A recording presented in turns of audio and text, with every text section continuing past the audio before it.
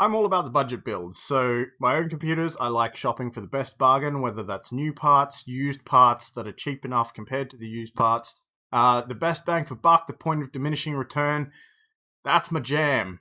But when somebody comes up with a cheap AMD TR4 Threadripper motherboard, well, yeah. So I love cheap hardware as much as the next budget building guy, but this thing came up. It's the ASRock Fatality X399 professional gaming motherboard. And well, even the box is pretty. Like, look at this. It's just impressive. So this thing has some cool features like 10 gigabit LAN, like on board.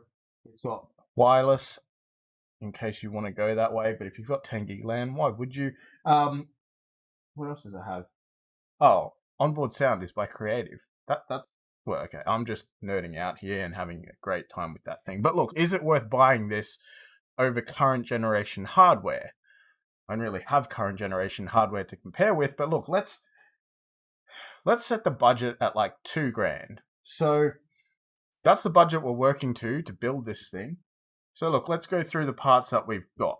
And just before we go any further, if you're like me, if you love the bargain hunting and shopping around and finding the best prices for anything and everything, look, I hate paying retail price unless retail price for some reason is really good bang for buck. Tell us in the comments, what's your best bargain buy so far in PC tech hardware? And just to keep an even playing field, friends, family, and freebies do not count. First of all, what is a Threadripper? So obviously, to go with the motherboard, we had to buy a Threadripper CPU, which we also picked up cheap. If you can see the amount of dust on that thing, obviously it was old stock sitting on somebody's shelf, but it's brand new, it's unopened. Look, not ripped.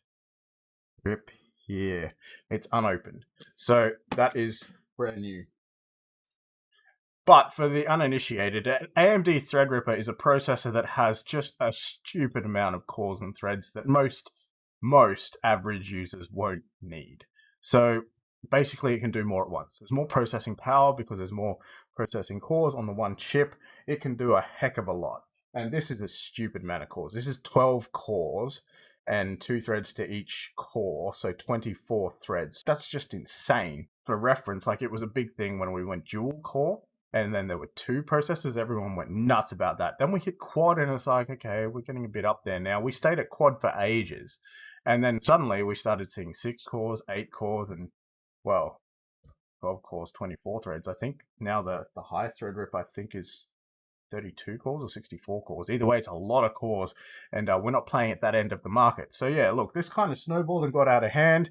After we got those things cheap, we also managed to pick up 32 gigabytes of RAM because a Threadripper requires 4 sticks of RAM to run. Now look, at this point, this was going to be my computer. So I was going to throw in my 4 gig AMD RX 580 gigabyte one. This is a new one, but I did have one of these as well. A Samsung 970 EVO M.2 NVMe SSD, because these seem to be stupidly fast. What happened though was one of my friends who has been joking about buying a Threadripper for a long time, I told him about it and sort of half jokingly like, hey, you ready for a Threadripper? Turns out he was. So this is now going to be his computer. From there, we also bought Noctua air cooler for it. I'm not going to read the model name because that's just stupidly long, but you get the idea. But this is where the cost saving comes in. So because it's no longer my build, I'm not using my parts in it. So this was what we've been given to work with. And the test fit will happen in the next stage of the build now that we've finished procuring all the parts. The oldie Antec case. And I mean, like, really old Antec case. So